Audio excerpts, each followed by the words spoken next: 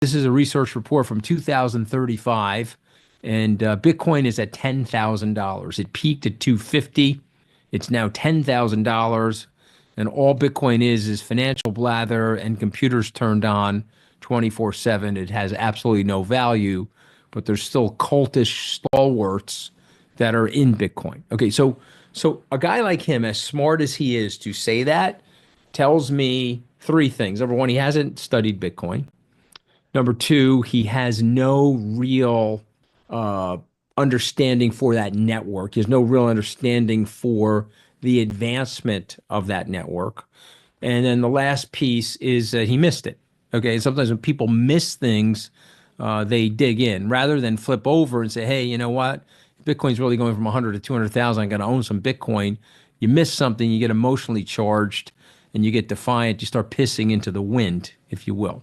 He came in July. You were there. I was there. He gave a speech about crypto. He was a little funny and flippant at the end. I don't remember the speech, but he said, go have fun with your Bitcoin or something like that, you know.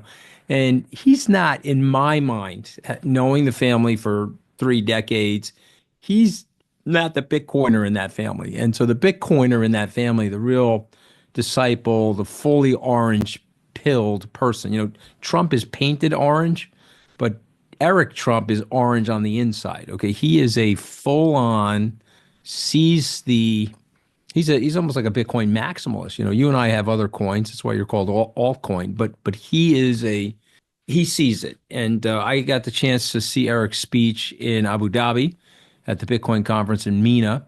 And, you know, he sees the opportunity, the long-term opportunity. So I can't predict Bitcoin markets near term. I made a very silly mistake a few years ago, Austin, where I said, okay, if Bitcoin's 69,000 and the futures just got approved, it's November of 2021.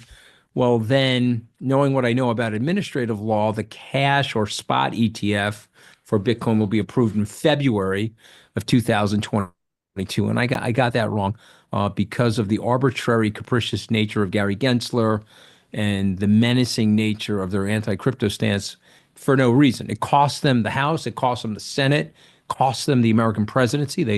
The Democrats got destroyed, and even their own consultants and political analysts now say, what value was it to be so anti-crypto? What vote did we gain? What electoral vote did we gain? The answer is no votes. In fact, you knocked Sherrod Brown, who was a 3-term veteran chair of the Senate Banking Committee, you knocked him back into Ohio with your silliness and your nonsense.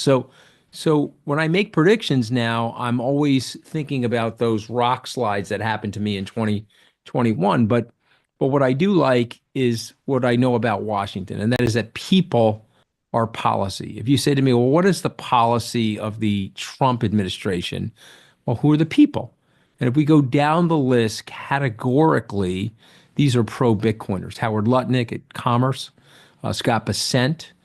Scott gave a beautiful interview before he was named or nominated to be the Secretary of the Treasury about Gensler. And he was very honest about it. He said, you know, these guys were tight with Sam Bankman-Fried. They were tight with Sam Bankman-Fried's parents. Sam Bankman-Fried blew up.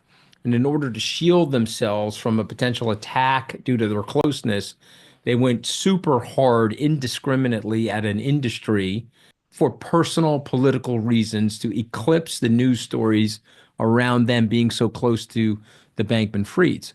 And I said, wow, Scott really gets it. I mean, he really understands where we are. So when you step back and you look at it and you look at Paul Atkins at SEC and Trump himself, I think there's going to be 3 or 4 big things that happen. And I think there'll be 3 or 4 pieces of legislation that happen. And I'm not going to say that Bitcoin's going to go straight up in 2025, but could Bitcoin have a $200,000 handle by the end of the year? Yes. Could we have a stop at 70 on the way there? Certainly, because it's just the way the nature of Bitcoin and the volatility of Bitcoin and still the lack of understanding. You know, I have a buddy of mine, he's my age. His name is Cliff Asness. He just put out a research report. He's running billions of dollars. And he said, this is a research report from 2035. And Bitcoin is at $10,000. It peaked at 250. It's now $10,000.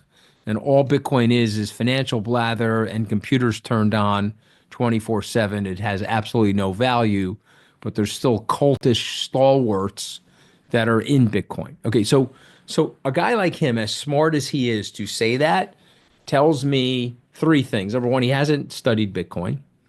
Number two, he has no real uh, understanding for that network. He has no real understanding for the advancement of that network. And then the last piece is he missed it. Okay. Sometimes when people miss things, they dig in rather than flip over and say, hey, you know what? Bitcoin's really going from 100 to 200,000. I'm going to own some Bitcoin. You miss something, you get emotionally charged and you get defiant. You start pissing into the wind, if you will. And so what we sometimes do is we see something today, and I would make the argument that Bitcoin is in its immaturity. You say, well, how could it be in its immaturity? It went from a 0 cents or 0.1 cents to $90,000 or $100,000. How is it immature? It's immature because it's only saturated by about 5 or 6%. We're in the 90s. We're in the 1998, 1999 period of time in a comparison. And so what happens to these things is they get exponentially better as they get adapted. The speeds, the transferability, you've got something, you've got a piece of software and a network that's going to allow us to transfer value for goods and services in a permissionless way. And yet you've got people that are my age that are railing on it still, don't understand it because they haven't done the homework on it.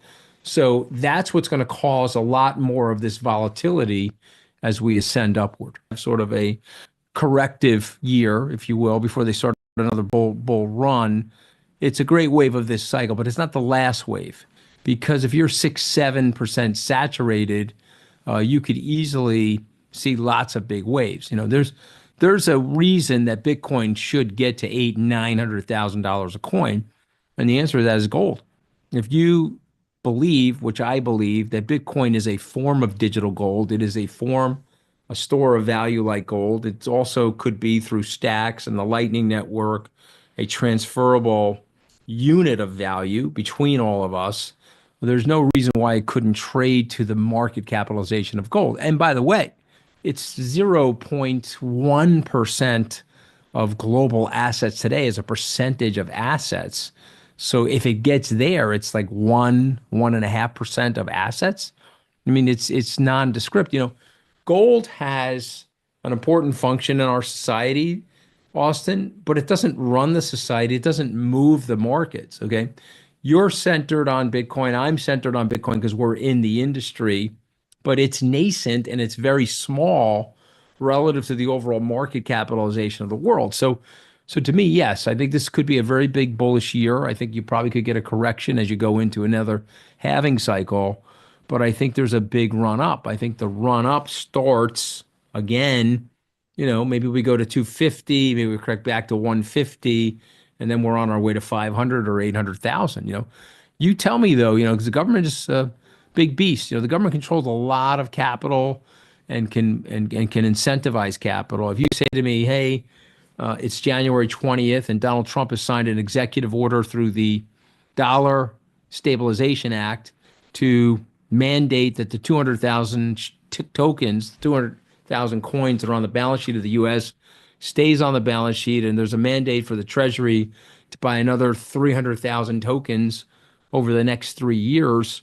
You're going to push the price up of Bitcoin, and you're going to cause a daisy chain reaction that'll cause our economic competitors around the world, our economic allies around the world, to start buying Bitcoin as well. So I'm assuming that doesn't happen.